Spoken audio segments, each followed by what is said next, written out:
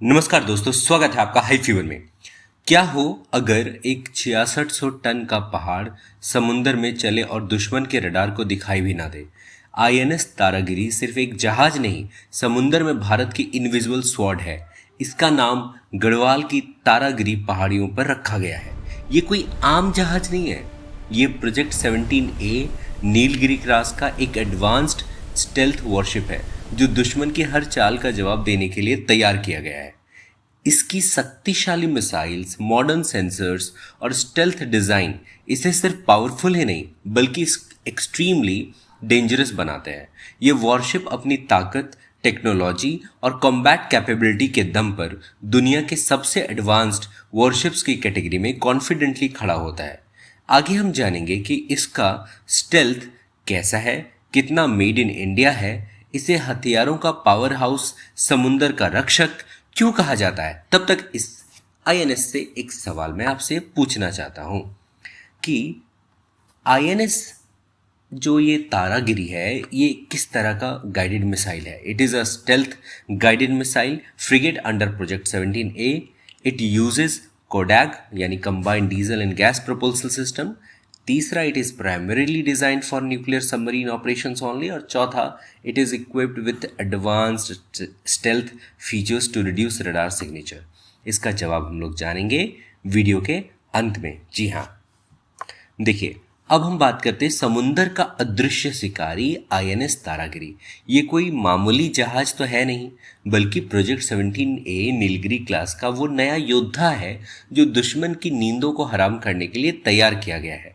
इसकी ताकत और खासियत इसे दुनिया के बेहतरीन वॉरशिप्स की कतार में खड़ा करता है। और अब समझते हैं कि स्टेल्थ, आखिर स्टेल्थ क्या होता है। जी हाँ, स्टेल्थ क्या होता है दोस्तों कि स्टेल्थ का मतलब है चुपके से काम करना बिना पकड़े जाए। मतलब मिलिट्री में इसका यूज जो होता है इसलिए होता है ताकि एनिमी को पता ही ना चले कि आप आ रहे हो और रडार, सोनार या सेंसर्स आपको डिटेक्ट ना कर पाए। इसको सिंपल तरीके से समझें तो जैसे कोई आदमी रात में ब्लैक यानी काले कपड़े पहनकर बिना आवाज किए चल रहा हो, न दिखता है न सुनाई देता है और किसी को उसकी प्रेजेंस का पता ही नहीं चलता। ठीक वैसे ही वॉरशिप्स में स्टेल्थ टेक्नोलॉजी इसी कंसेप्ट पर काम करती है। शिप का डिजाइन ऐसा होता है कि रडार वेव्स उस पर सीधा रिफ्लेक्ट होने के बजाय इधर उधर स्कैटर हो जाती हैं, जिससे बड़ा जहाज भी रडार पर छोटा या इनविजिबल लगता है। साथ ही इंजन्स और मशीनरी को इस तरह डिजाइन किया जाता है कि आवाज बहुत कम हो ताकि सबमरीन्स या इनेमी सोनार्स इसे डिटेक्ट ना कर सके। इसके अलावा शिप अपनी हीट यानी इंफ्रारेड सिग्नेचर और इलेक्ट्रॉनिक सिग्नल्स को भी कंट्रोल करता है, जिससे इनेमी के सेंसर्स कंफ्यूज हो जाते हैं। सिंपल शब्दों में अगर हम बात करें तो स्टेल्थ का मतलब है दिखते हुए भी ना दिखना और बिना पता चले अटैक कर देना। जी हाँ, वही होता है स्टेल्थ। स्टेल्थ जो दिखता है वो होता नहीं। आईएनएस तारागिरी की सबसे बड़ी काबिलियत इसका स्टेल्थ डिज़ाइन ही है। इसके जो ढांचे हैं यानी हुल को इस तरह से डिज़ाइन किया गया है कि दुश्मन के रडार सिग्नल से इससे टकरा कर वापस जाने के बजाय भटक जाते हैं। रडार सिग्नेचर मतलब कि 6600 टन का ये जो विशालकाय जहाज रडार पर एक छोटी सी मछली पकड़ने वाली नाव जितना दिखता है। जी हाँ, इसीलिए इसे साइलेंट किलर भी कहते हैं। इसमें लो नॉइज इंजन्स लगाए गए हैं ताकि समुंदर की जो गहराई में बैठी दुश्मन की सबमरीन्स भी इसकी आहट ना सुन सके। इसको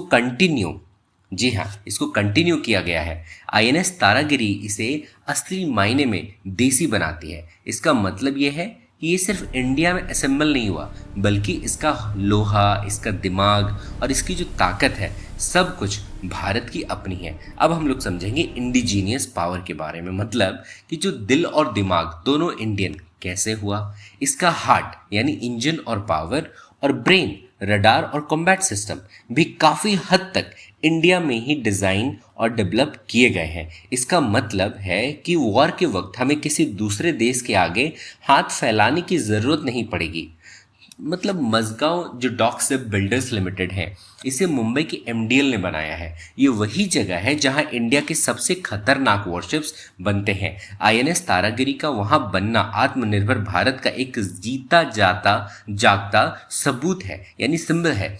खास बात यह है कि ये स्टील इतना मजबूत है कि दुश्मन के हमले को झेल सके, लेकिन साथ ही ये लाइट वेट भी है। फायदा क्या होगा? जहाज का जो वजन कम होने की वजह से वो समुद्र में ज़्यादा तेजी से भाग सकता है और कम फ्यूल खर्चा करता है। अब हम उस टॉपिक पे आएंगे कि हाई इंडिजीनियस कंटेंट है, मतलब क्या कि 75% जो है वो पूरी तरीके से स्वदेशी है। पूरा क्यों नहीं है ये भी हम लोग जानेंगे कि पूरी तरीके से क्यों नहीं है, उसका 25% का जो हिस्सा है वो कहाँ पे गया। तब तक हम लोग जानते हैं कि जो 75% हिस्सा है इस जहाज के लगभग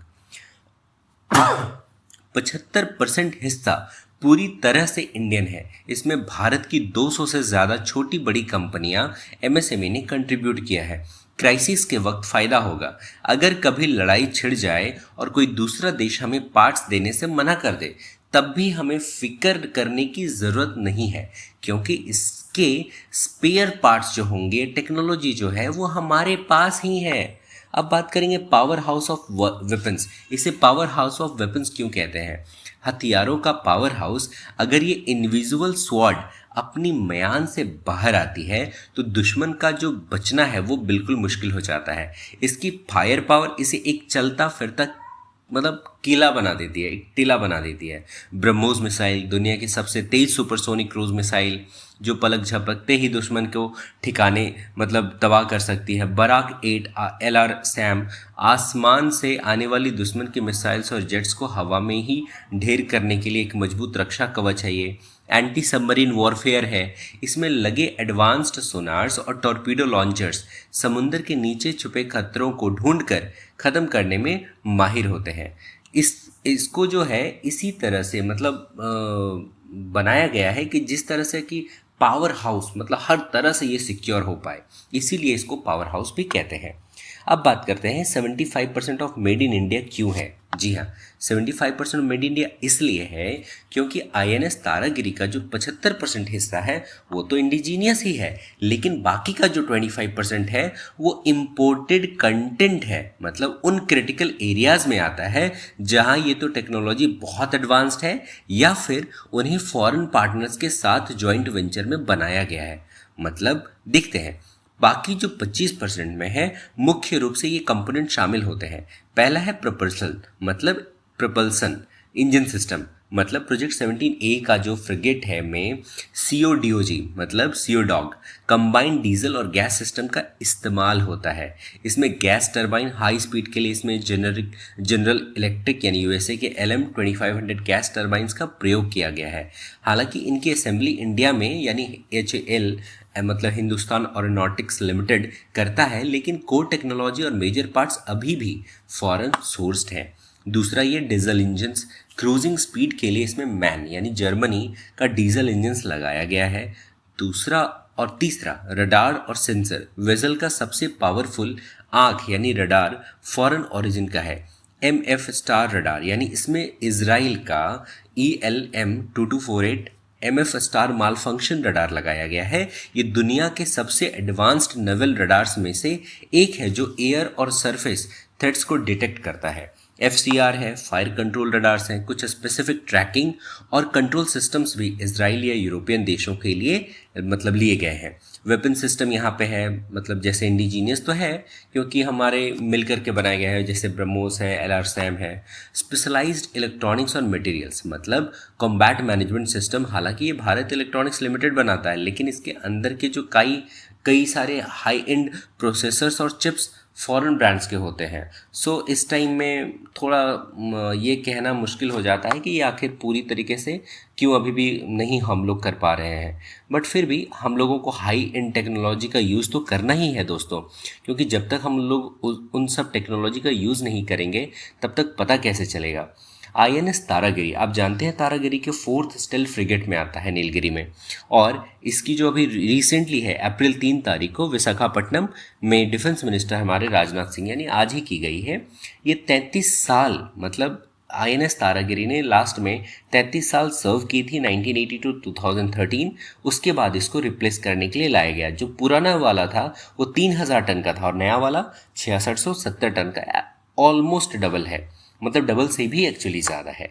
सो ये सब चीज़ें फैसिलिटी है इस सब चीज़ों में कि कैसे कैसे ये चीज़ें आगे बढ़ती हैं। जी हाँ, अब हम लोग आते हैं एक और चीज़ पे जो कि अभी रिसेंटली टॉपिक पे चल रहा है दोस्तों, वो ये है कि जो आईएनएस अर्धम है, मतलब अरिधमन उसे कहते हैं, ये एक तरह का न्यूक्लियर सबमरीन है। जी हाँ, ये एक तरह का न्यूक्लियर सबमरीन है, किसी कंट्री के द्वारा हेल्प से बनाया गया है और उसमें आप जानते हैं वो दोस्त हमारा परम मित्र भी है, उसका हेल्प से बनाया गया है। और हाँ, इसी तरह के जो फीचर्स हैं, मतलब आईएनएस अरिधमन में ये बहुत सारे हैं। जी हाँ, इनके इनके लिए जो है राजनाथ सिंह ने ये भी कहा है कि शब्द नहीं शक्ति है अरिदमन। जी हाँ, शब्द नहीं शक्ति है अरिदमन।